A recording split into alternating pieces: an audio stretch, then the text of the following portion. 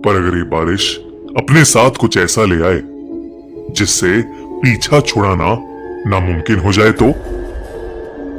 ये कहानी 32 साल की समीर की सच्ची घटना पर आधारित है। उस रात वो अपने ऑफिस से घर जा रहा था। उस दिन उसकी एनिवर्सरी थी, पर उसे ऑफिस से निकलने में देरी हो गई थी। घर पर उसकी पत्नी रिशिमा उसका इंतजार कर रही थी, पर उसकी बाइक स्टार्ट ही नहीं हो रही थी। उसने सोचा कि बस आने का टाइम हो गया है, तो क्यों ना वो बस लेकर ही चला जाए। बस स्टैंड तक पहुंचते पहुंचते आसमान में गरज रहे बादल बरसने लगे और देखते ही देखते बहुत ही तेज बारिश होने लगी। समीर अपना सूटकेस अपने सर पर रखकर बस का इंतजार करने लगा।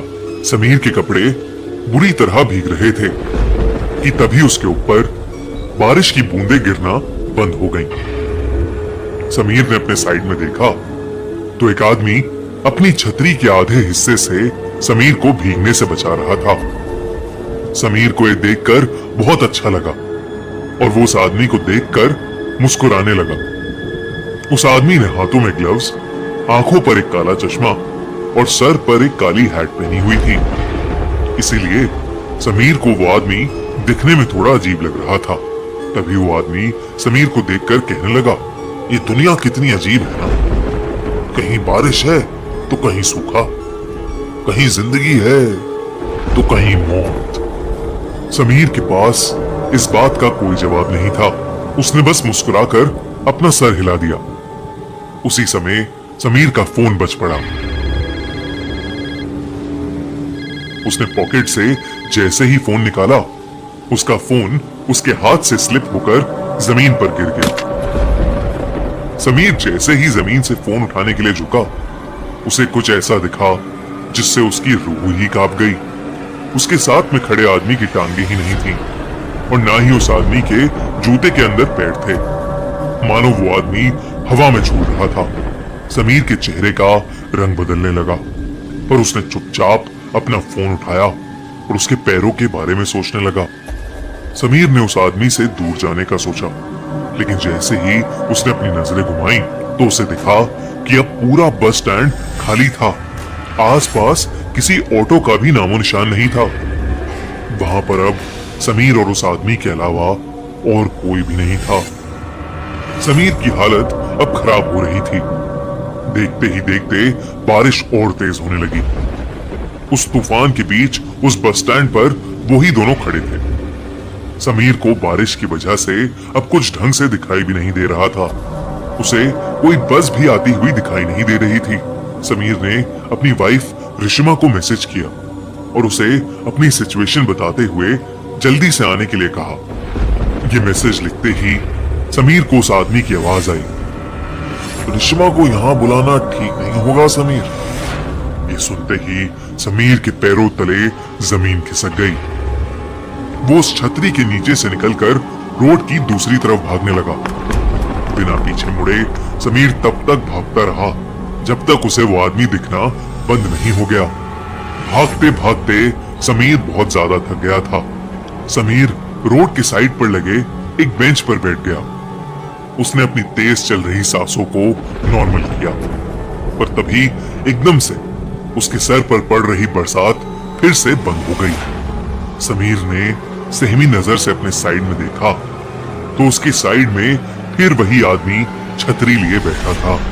ये देखकर समीर की चीख निकल गई और वो तुरंत उस बेंच से उठकर फिर से रोड की तरफ भागा। रोड पर बारिश की वजह से अब धुंध भी आने लगी थी। आसमान में कड़कती बिजली की आवाज समीर की चीखों को दबा रही थी। थोड़ी दूर आकर समीर फिर से रुक गया। वो बार बार पीछे मुड़कर देख रहा था।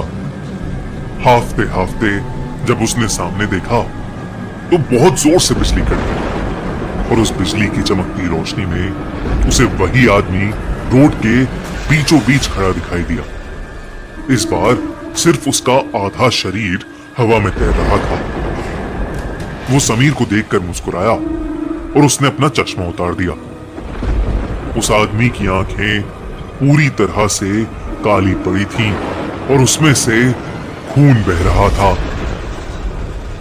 तभी समीर को पीछे से एक बस के हॉर्न की आवाज आई। समीर ने पीछे मुड़कर देखा तो पीछे से एक बस आ रही थी। अचानक ही बहुत सारे लोगों की भीड़ भी उस बस की तरफ आने लगी। समीर को अपनी जान बचाने का और कोई रास्ता नहीं दिख रहा था। वो दौड़कर उस बस के पास पहुंचा। जैसे ही वो बस उस स्टैंड पर आई, सभी लोग धक्का मुक्की करके उस बस में घुसने की कोशिश करने लगे। उसी धक्का मुक्की में समीर उस भीड़ के बीच गिर गया। उसके पूरे शरीर पर लोगों के पैर लग रहे थे और समीर कुछ भी नहीं कर पा रहा था। बस के ड्राइवर ने भीड़ को हटाने के लिए बस को थोड़ा आगे बढ़ा दिया और समीर का आधा शरीर उस बस के नीचे कुचल गया। तड़पता हुआ समीर वहीं होश खो बैठा। तभी रिश्मा ऑटो से समीर की बताई हुई लोकेशन पर पहुंच गई। उसने समीर को रोड के बीच खून से लथपथ पड़ा देखा। उसके आसपास कोई भी नहीं था। रिश्मा समीर को जल्दी से हॉस्पिटल ले गई। समीर की जान तो बच गई, पर समीर ने अपने पैर हमेशा हमेशा के लिए खो दिए थे। वो अब फिर कभी भी चल नहीं सकता था। जब समीर ने अपने साथ हुई घटना बताई तो कोई भी समीर की बताई हुई बातों पर यकीन नहीं कर रहा था। पर जब रिश्मा ने उस बस स्टैंड से जुड़ी न्यूज रिपोर्ट्स को देखा तो उसके होश ही उड़ गए। रिश्मा ने देखा कि करीबन 10 साल पहले ऐसे ही एक केस में एक आदमी की मौत हुई थी और तब से लेकर आज तक हर साल मॉनसून के महीने में एक आदमी ऐसे ही हादसे का शिकार होता है और पुलिस को बयान देते वक्त वो सभी एक अजीब सी काली आंखों वाले आदमी के बारे में बात करते हैं। रिश्मा समझ गई थी कि समीर भी उस काली आंखों वाले आदमी का शिकार हुआ है। कुछ ही सालों बाद डिप्रेशन के कारण समीर की मौत हो गई। अब रिश्मा हर साल मॉनसून के महीने में उस बस स्टैंड पर जाती है इसी उम्मीद में कि उसकी मुलाकात उस काली आंखों वाले आदमी से हो जाए। रिश्मा को हमेशा लगता है शायद वो काली आंखों वाला आदमी भी ऐसे ही किसी भीड़ के नीचे आकर मर गया होगा और अब वो सबसे अपना बदला ले रहा हो। रिश्मा उससे ये पूछना चाहती थी कि वो ये सब क्यों कर रहा है, पर रिश्मा को वो आदमी आज तक कभी नहीं मिला और शायद कभी मिलेगा भी नहीं।